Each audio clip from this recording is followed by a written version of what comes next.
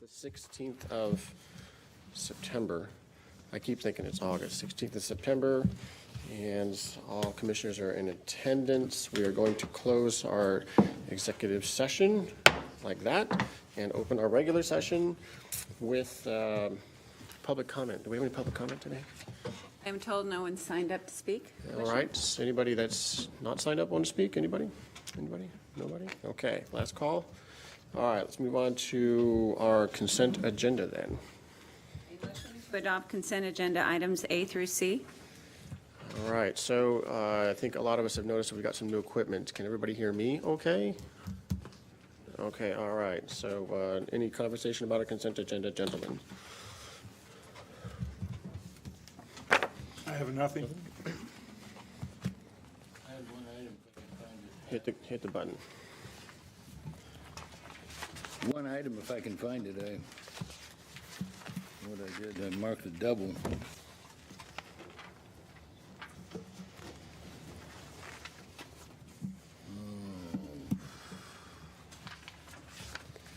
Nope, I'm okay on that. Good? Yep. All right. All in favor? Aye. Aye. Thank you for that, Diane. And our first item, this is a pretty easy day to welcome back Jim from his trip. So we have a couple of presentations starting with, no, I got to look over there now. You wanted to hear about the Alaska cruise? Elizabeth. Sure. Not all of it.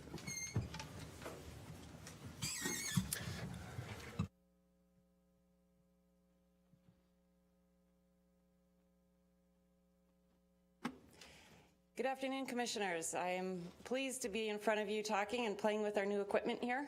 So forgive me if anything goes wrong, but it's pretty simple. I think I'm loud enough. Is that good? Mm-hmm.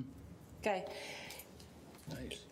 Once a quarter, when Tamara does the financials, she gives you a little outline of our recordable injuries and where we are on the year. And I thought it would be a good idea to give you kind of more of a recap so you have a big understanding of what we're doing and how we're trying to reduce injuries and improve our safety program. So first, I'd like to just talk about definitions so we're all on the same page of what we're talking about. Near misses are those things where someone doesn't get hurt or damage to property is minimal or not very much. And we're trying to track this because, as you can see on my little pyramid on the bottom, statistically, if you have 10,000 near misses, you're bound to have one catastrophic event at some point. So by tracking near misses, we can see how well we're doing to try and avoid that catastrophic event. So we're trying to get near-miss data. I don't think everyone in the port is as good as some is filling in near-miss sheets because it seems like a lot of extra work. But it is something that the Safety Committee is promoting and trying to get that awareness and then talking about what could have happened, but for some reason, even if it's just luck, it didn't happen and someone didn't get hurt. And then how to prevent that from actually becoming an injury. The next item is a first aid, and that's where somebody either goes to a doctor and doesn't have actual treatment. Maybe they get Band-Aids, they're told to ice something, or over-the-counter medicine, something that if people are trained in first aid are willing to do. That's a first aid injury. It could still be a workers' comp claim, so if someone goes to the doctor, we may still pay for it, and it goes against our experience rating. But it is not an OSHA recordable. An OSHA recordable, if you remember from some of the other presentations, are those things where someone either needs stitches, they have a positive x-ray when something's broken or fractured, they need to take prescription medication, or they're given some kind of ongoing treatment or regimen of treatment from the doctor. That's what OSHA tracks, and those are considered to be our serious injuries. So on my little column, we go from near miss to a minor injury, which would be first aid, to a serious injury. A restricted duty case is when a doctor prescribes to an individual that they can come back to work, but they've got limitations on what they can do. OSHA tracks that as well, as do we. We track the number of days people are on restricted duty and the level of restriction. And we have an expectation that if someone can come back to work, we will try as hard as we can to find them some meaningful work that fits that restriction. so that we don't end up in the last category, which is our lost workday case. The lost workday cases, those are when people are sitting at home because they cannot come to work. A doctor has told them there is no work that you can do. And then, as you can imagine, those are our most expensive claims because we're paying time loss on those. Hey, Elizabeth, so we've got L&I in this state. Why is this OSHA recordable stuff and not an L&I issue? They're different. Labor and Industries processes the claims, and then we pay the tax. Then everyone pays the tax that goes towards the the state insurance pool, which we're a part of. And then OSHA is the overarching safety and health regulation federally. And we post those notices in every facility every year that identifies the number of recordable injuries that we have, the type of injury, and where it happened. And L&I uses OSHA data partially to come up with what our rating is for our insurance premium each year, based on how many OSHA recordables we had. Well, it's not really the OSHA recordability piece, it's the cost associated with the entire claim. But you can imagine if you smashed your hand and went in to get an x-ray because you thought maybe you broke it, which is a case that we had this year. You go in, you get an x-ray, they say everything's fine, put a little ice on it, go home, go back to work the next day. That's going to be about a $500 claim, give or take. That's a first aid workers' comp claim. If, however, it is broken and now you're casted and you can't work and you're going to stay home for 3 weeks until it starts to be better, where you can come back and then do restricted duty, those claims get much bigger. And so what Labor and Industry does is they don't necessarily care if it's a recordable or not. They're looking at the total cost of the claim. But the cost gets exponentially bigger as you get into those other categories. Okay? So the little pyramid there is to really think about, and what we try to look at is if we can reduce our near misses, reduce our first aids, we're much less likely to have some of those big catastrophic events. And we don't want to be there. Do you have questions on the definitions? How do you reduce a near miss?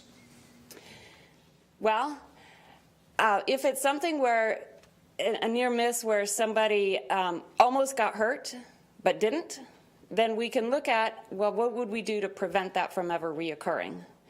One example was that happened a number of years ago when we did the runway rehabilitation, or the runway at the airport. We had somebody that was assigned fire coverage to watch where they were doing some asphalt work and make sure nothing flamed out.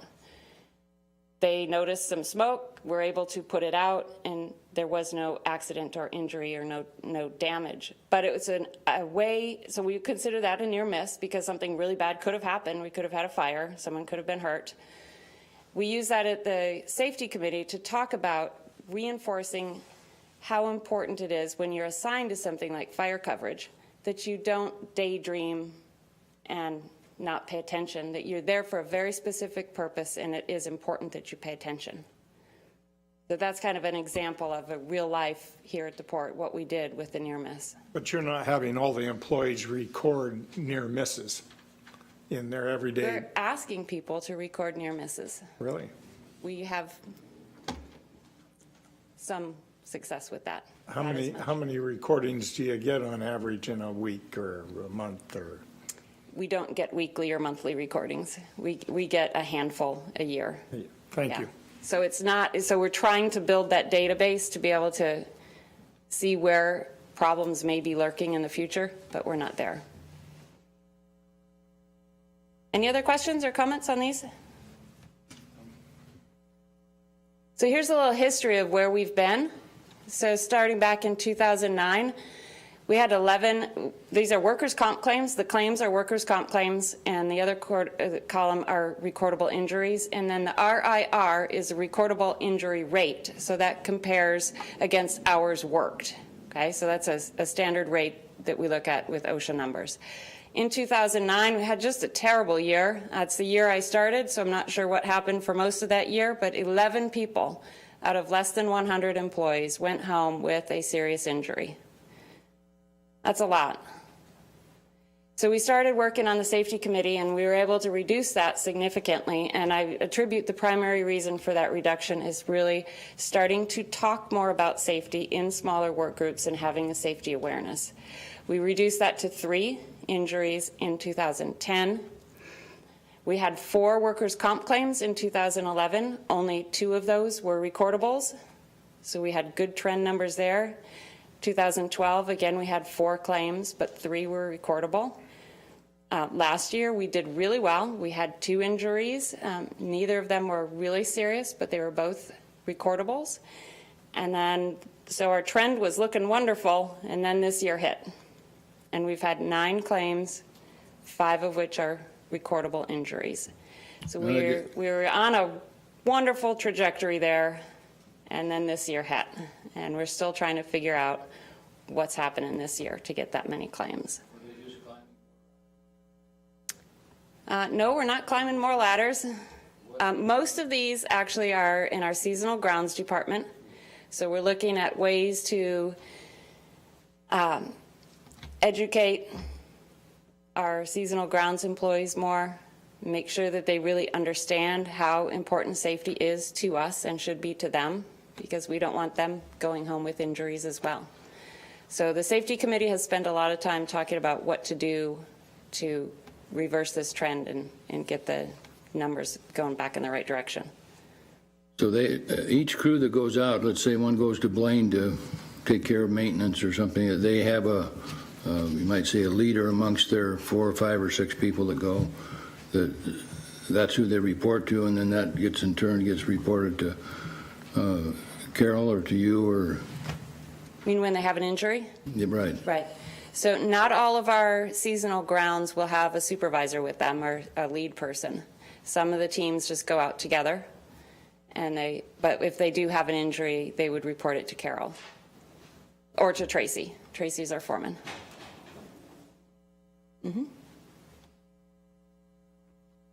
So I just want to talk a little bit about what the safety committee is doing, and I chair the core safety committee, and we've got a really wonderful group of people. So Labor and Industries regulates that we have someone from each location and someone from each of our unions represented at our core safety committee. And so that's what we have. We have someone from every location. We have a number of people from the admin building, and then all of our unions are represented on that team as well. And the focus has been building a safety culture. We've been doing monthly departmental meetings, walkthrough audits, new employee orientation, respirator protection, and safety data sheets. And I'll talk a little bit about each of these. So building a safety culture. It's nice Brian's in here. I'm going to pick on Brian because when he's been on the safety committee a long time and is one of the people that really talks about making sure that we have a culture of safety. And I think that's what we've been trying to do, and just raising awareness through that. So what do we do to try to build a culture of safety? At our all-employee meetings, we try to talk about safety. We try to give people information at each of our meetings about safety and where we are, but we dedicate one meeting a year to all about safety. So we talk about education for home and work. We want people to be safe at home as well as work, and we've had some wonderful sessions. Defensive driving, I think a lot of people remember that one, and the police officers that were here and taught us how not to get tickets and how not to hit things. It was incredibly good. And it was especially good if you had teenagers in the house to share with them when you got home. We had a substance abuse awareness training. We had another great one with dealing with aggressive behavior. So whether that's tenants that come in, anyone coming in off the street, the public dealing with aggressive behavior. And then recently we had an active shooter awareness. From the core safety committees, to build a safety culture, we expect that the core safety committee members take the information that we talk about on a monthly basis back to their groups and share the minutes of our meeting and have that open dialogue and improve communication as a way to build a focus on safety. Then from that, we have monthly departmental meetings, and so the core safety committee member will lead that meeting. They share the minutes. They can conduct training out of our accident prevention program. Sometimes supervisors do that. Sometimes the safety committee member will do that.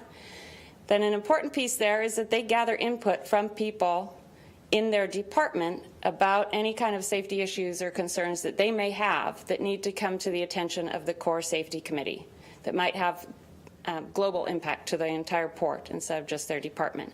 And so that's the feedback loop where we try to encourage that information to go back and forth between what the members of the Core Safety Committee are doing and what's actually happening in each of the departments or divisions. Walkthrough audits. Labor and Industries expects that we audit ourselves every year. And so these walkthrough audits have been going on for quite a while. When I came in, the first audit I did, we found some stuff. We had some corrections we needed to make. Now, one year I think I was the extension cord person, finding all those extension cords that were being used on a permanent basis to plug things in that shouldn't. Another year I was the heater under the desk next to the pile of paper person. We're starting to have to get really picky because we're trying to find something to make it feel like we're being useful. But I have to tell you that our locations do such a good job keeping the areas clean and tidy, which is a direct relationship to safety so that you reduce any kind of tripping hazards. Everything's in its place, everything is labeled properly, and people understand what they need to get and where it is. And so we do these walkthrough audits. We get a safety committee member from the core team that is not in the area that we're auditing, so we get a fresh set of eyes in a different location. We always have maintenance join us on all of them, and they've been really positive, especially because people will see that we're taking time out of our day to walk through and look at safety and talk to everyone in the facility about safety, about any concerns that they may have. But our corrections that we have to look for every year keep getting much more minor, which is very good to see. I think with your, the safety probably doesn't apply to the carpet in here, but I'll tell you, it's the cleanest carpet. I can't even believe it's the same one. Just had to throw that out. Wow. The new project that the Safety Committee is working on this year is improving our new employee orientation. We felt that as new employees, we get overloaded with a lot of information really fast, and safety was not necessarily being part of that discussion. So each of the different areas, the different divisions, went back and took our new employee orientation that's all-inclusive from our accident prevention book and tailored it for their specific area. And now the core safety member, along with the supervisor or manager in the department, goes through a checklist that has to get returned into HR, and it's specific to their area. And the idea has been that they don't do this all in one day because people will forget it very quickly, but they stretch out that orientation for a couple of weeks to make sure that they reinforce how important safety is on a daily basis. So every day they're going through a different piece of that orientation to reinforce something else in safety. And it's real important that our managers and directors emphasize the importance of safety and reinforce that this is time well spent with our new employees. Something else we've taken on this year is our respirator protection program. Our program was extremely old and outdated. So I have to give kudos to Dennis Partlow. So when you see Dennis, let him know he did a fantastic job rewriting our respirator protection program for the airport. And we'll begin implementation of that program, and it makes sure that we're in compliance with all new regulations that have been updated, including record keeping, training, medical evaluations, and fit testing. So that was a lot of effort that went into that as well. Safety data sheets, don't know if you've heard, but we have a new system. It is called the Globally Harmonized System of Chemical Identification and Labeling. It's also known as the GHS. This replaces all of our material safety data sheets, and it has one international format for identifying chemicals and hazards. So last year we trained every port employee on how to read the new safety data sheets. They're very long. Some of them can be 7 or 8 pages long, but they're all organized the same so that if you have a specific exposure and you need to see what to do about it, you know exactly where to go and how to read that. The next step, which will be a very big step, is that we have to transition all of our old material safety data sheets into the new format to be in compliance. And I believe we have to do that by the end of 2016. So every division, every unit has a big book. It's called our MSDS sheets. And so every chemical that comes into our facilities has to be logged and entered into that book. So now we have to transition to the new process. Okay? So that's what we've been working on, and we've put a lot of energy into our safety program. So what's next for our safety program? I have a vision that someday we'll have an intranet here, which means it will be a site on our internet that's available for employees only. And a big piece of that will be training, and a large part of that will be safety training, so that managers or safety committee leaders or safety committee members don't have to think about new ways to explain something they've done every year. No, it's a regulation that we do training on heat exhaustion and heat stroke every year. There's only so many ways you can say that without being really boring. We try to time it for July so it actually makes sense in Bellingham, because if you do it too early, no one's thinking about heat exhaustion. So this, I see that we have a need to be able to get some creative information out there to keep the energy up and make it easy to get that information. And then we, in our performance evaluation process, we have a section in there about safety performance, and we'll continue to emphasize that. And so the little chart down there, the how to get to perfect safety, not sure you ever get to perfect safety, because there are things that truly are accidents that really aren't preventable. Weird things do happen with all the perfect plans in place, but we can get really close. I'm a firm believer that we can get very close. And so the little chart down there talks about being vulnerable. That's when your systems aren't in order and you have a lot of problems.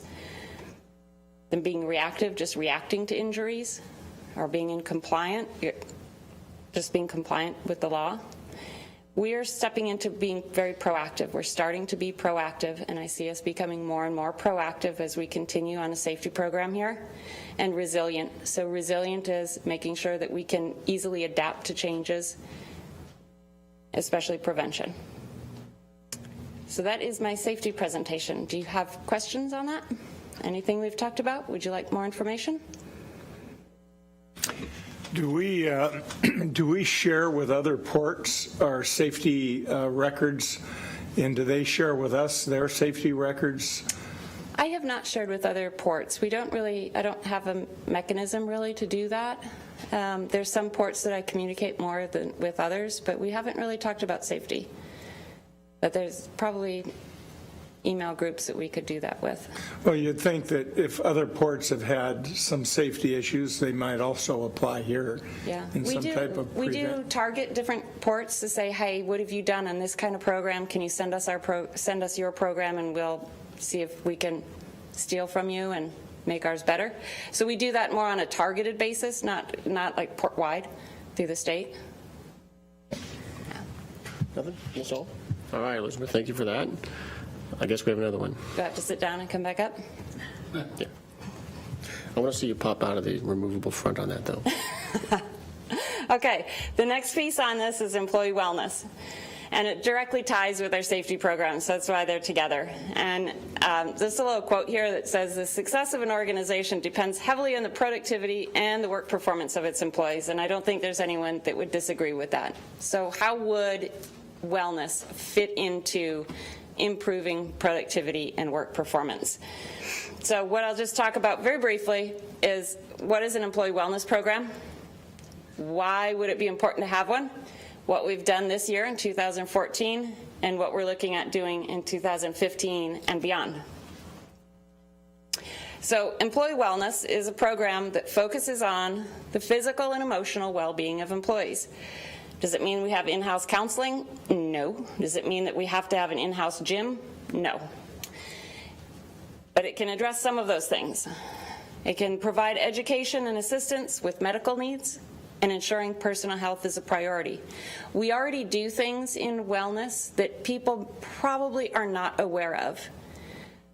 Our healthcare regents provides wellness programs. So where people have ongoing medical needs, such as diabetes, they have specific programs where nurses will reach out to them on a completely confidential basis, provide support, education and assistance for people dealing with chronic diseases. They also do that for if someone has severe asthma and a lot of other things that are chronic, potentially debilitating diseases. And the idea there is that the health insurance comes in early and helps people manage their disease or their illness. It will slow down the effect of that disease and keep it under control. So those things are already going on in the background of our insurance carrier.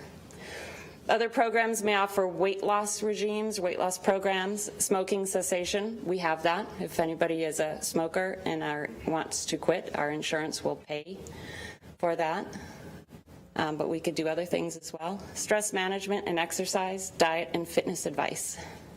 And the ability to function and perform at high levels consistently is greatly aided by having a wellness program in place to support employees.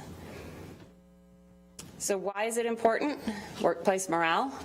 If you've got things going on that create a teamwork environment, people are going to be more incented to do well, to participate, if they feel that they're a valuable part of a team. I think everybody can relate to being on a team and how important that is to not let your team members down, to be able to do a good job. All of that focuses back on workplace morale. Reduces workplace accidents and injuries, direct connection with what we were just talking about on safety. So if we can reduce our accidents, it's great. The port pays a lower tax on labor and industries, but our employees also pay a lower tax for labor and industries, and people aren't going home injured. And that's the big piece. People won't go home injured. Reduces absenteeism. So if you know people really count on you and really care about you, you're going to show up. It's just not as easy to call in and say, yeah, I just don't feel like coming in today. There's a new word out there called presenteeism. That is when people are just showing up because they didn't quite feel like calling in, but they're in the chair or they're behind the desk or they're out in the field and they're really not engaged. So if you can increase presenteeism, meaning that you're actually engaged when you're here because you know that your organization cares about you, you're a valuable piece of the team, then you'll get higher productivity and higher quality. It enhances recruitment and retention. The people coming into the workforce now want to have wellness programs. They want to know that the organization that they're going to commit to is going to commit to them. Okay? All of these things can add to increased productivity, and the big piece down there is decreased healthcare costs. And I put that at the bottom for a reason, because that may take a few years before you see actual numbers on the decreased healthcare costs. So once a robust wellness program is in place, it doesn't mean that our healthcare costs go down overnight. It may take 2 or 3 years to see that return on investment. Okay? Questions on that? So what are we doing? Just like this picture, we have been doing a lot of brainstorming and a lot of idea generation because 2014, we don't have any money for wellness. There's nothing in the budget, and that was somewhat intentional so that we could start being very creative without any money. So we've been doing some quarterly brown bag lunch and learns, and we've invited people, they can be speakers, to come in here during lunchtime. So everyone brings their lunch, shows up, listens to a speaker. We've had some good ones. We had one that was more of a sales presentation. It had about 20 minutes, really great fitness and nutrition, but then the next 20 minutes was a sales pitch. So you get what you pay for. The 20 minutes was good, We'll keep looking and finding good presenters. Those have not been really highly attended, but I'd like to continue them because it really is very minimal cost to put on. No cost, just time calling people and getting people to show up and doing the presentations, but then everything else is on lunch hour. And we can get some good information out to people. We have an email group that people can join to share wellness activities and comments. And we've had some activity on there, people talking about nutrition, talking about exercise, talking about fitness. And then we also send out to all port employees fitness-related recreation-type activities in our community that might be fun to do. And it's just so that you know what's going on in your community as it relates to wellness and fitness. We've had some good information go out, and it's quite amazing in Bellingham how much stuff happens that you may not be aware of. So the different 5K runs, the different activities, we send that all out and share it with people. We have a discount with Bellingham Athletic Club. So we have and did a little membership drive to get people signed up, and if we get one more person, just one more person, we get a bigger discount. So we're looking for members to go to Athletic Club. And again, that's all on people's own time. They're not doing this on port time. We've been doing flu shots for a number of years. We'll continue to do flu shots. And again, all of this has been without any budget for wellness. And like the picture is, we're trying to generate ideas on what to do in 2015 and where we can take wellness. So what we've thought about is we're going to put a little bit of money in my HR budget so that maybe we can have some different levels of speakers come in, or be able to provide money in other ways. We're going to continue the lunch and learns. We'll move it to different locations, not just in this building, because we found that it's very difficult for people in other buildings to come here during lunch. Some people have half-hour lunches. It's not just 12 to 1. People have staggered lunches, so we're going to try to do something different to encourage people to attend. We're talking about doing a biometric screening, so getting our blood pressure, getting our blood sugar, getting our weight, getting that BMI index taken, really educating people on how important it is to know your numbers and then what to do with them. Some ideas were that we could provide incentives, and that's where a little bit of the money comes from, either a raffle, individual raffle for people that attend these things, or a team award. We're very competitive here, and we do a fundraiser every December where we donate food to the food bank, and we have wonderful competition between all of the different divisions and locations. Gets a little out of control sometimes when people are bringing 20 pounds of potatoes, but it's awesome. We get a wonderful amount of food for the food banks and a great amount of participation and camaraderie, and maybe we can do something like that, provide some incentives on wellness. We're going to continue some education, and in the future, we're going to start needing to look at how do we fold wellness into our healthcare system. How do we manage our healthcare in such a way that those people who are really taking care of business on wellness can potentially see a reduction in what they pay or have some other kind of benefit for keeping themselves healthy and taking preventive action. So that's maybe not 2015, maybe 2016, but certainly in the next few years, we have to really seriously be looking at how can we take wellness to the next step, connect it directly with our cost of health care, to start driving down those health care costs and having healthier people here that need less health care to begin with. So that is where we're headed on wellness. Quick question about that, Elizabeth. So can you quickly describe what Regents is offering for these wellness programs where we're taking a proactive approach to getting more people at the gym, eating more spinach? I don't know. What are they saying? What Regents does specifically? Yeah, what do they do for us if we do those sorts of things? Well, we would potentially see it in a rate reduction. But Regents is not necessarily going to do it. It would be kind of how we would build the system. So certainly what other organizations, public and private, look at right now is that they can have different premium amounts that employees pay on their health care. And one premium may be for people who do nothing on wellness, and a lower premium for people who are very active and participating in wellness programs. So the port would pick up more of that premium for those people who are taking care of themselves and doing more things. That's something that's common. They have a great program where they will phone people they think they're concerned about with, whether it's medications or whatever it might be. Regents does? Regents does. Right, that's their managed care network. Right, so they'll reach out, a nurse will call do a survey actually and ask how things are going, et cetera, et cetera. Right. It's impressive.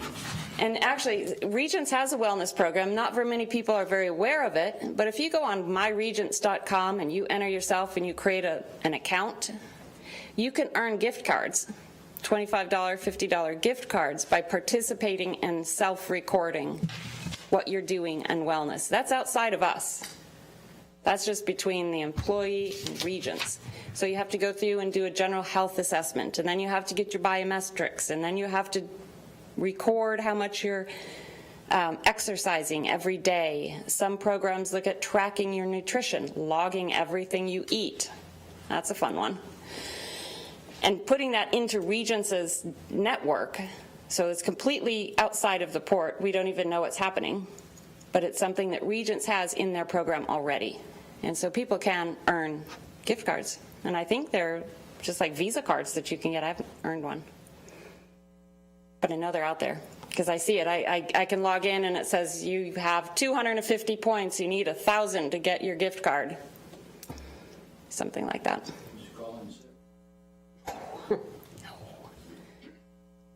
How many employees do we have that are members of Bellingham Athletic now?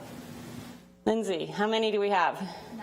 9. We need 10. We need magic number 10. I'm a member, and I don't think I'm on the list because I didn't get a discount. Oh. There you go, there's number 10. We can sign you up. See Lindsay afterwards. But I already had a better rate. Oh. Well, what's your secret? You signed up 20 years ago when it was still cheap. Yeah, I think it goes to, is it a 15% discount? 20% if we have 10 or more. 20%. 15% if we have less than 10. So we have the 15% discount now, and so Commissioner Robbins, if you're number 10, our discount will go to 20. Nice. Any other questions? Any feedback? Any ideas that we haven't come up with that you would like to see in a wellness program or that you would personally be interested in attending or participating in? So just a quick comment on the benefits of the port for this, because just to emphasize those. One is the obvious. It's increased productivity. As people aren't calling in sick, they're more productive and they do a better job. 2 is less obvious, and it could result and probably will result in decreased premiums with our health insurance carrier as we have a less of a loss ratio. So the insurance companies do basic math. They take the amount they spend on us in a year for claims and how much we paid in premium, and they determine whether they're upside down or not, and that determines whether we get an increase. So to the extent that we can lower our claims, obviously our premiums lower as well. Sounds pretty good. Nothing new. That's it? That's all of it? That's it. That's it? Yeah. All right. Now I want to go do some push-ups.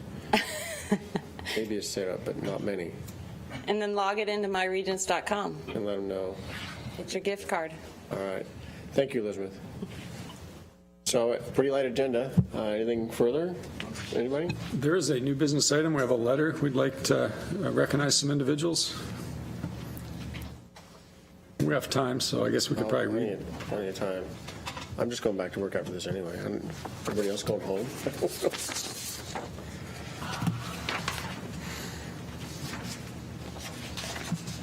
Mr. Tull's here. Mr. Culver here?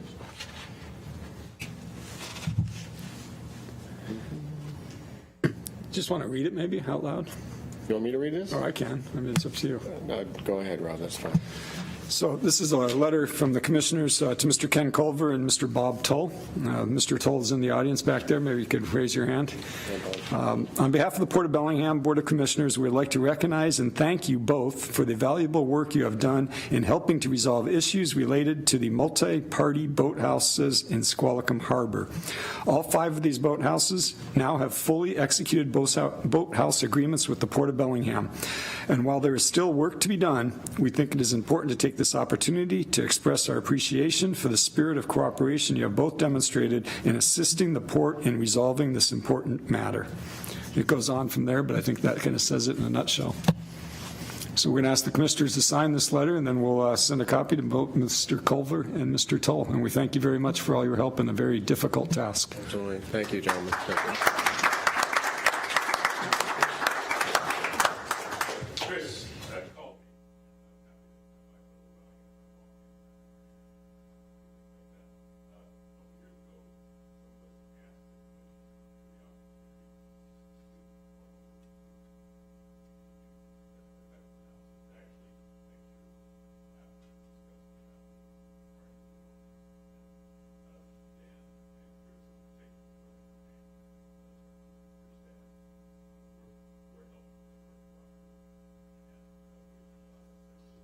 They certainly learned.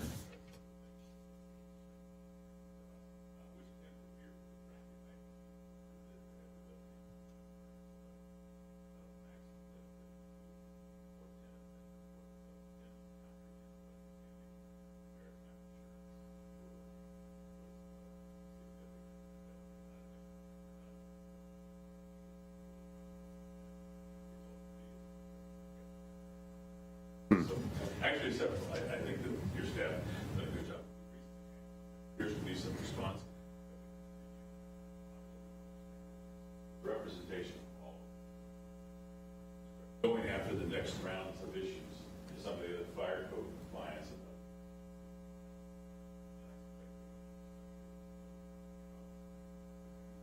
So, but for the moment, we appreciate the fact that you recognize we've made some progress. If you'll recall, it was your, but they kind of got that going, so thank you for doing that. I think we're on to a conference call for a board I'm on. Meantime, thanks again. Thank you, Bob. All right, anything further from you, gentlemen? Anything new? Well, I just want to thank the staff for the remodel here and how well this has gone. Diane and Rob and everyone else has been involved in it. I think it's a big improvement, and I thank you. Well, I just wanted to say that Rob showed me the clean carpet, and I didn't even want to walk on it. That's all. Like at home, you got to take your shoes off. Crap. All my mic's on, isn't it? I'm kidding.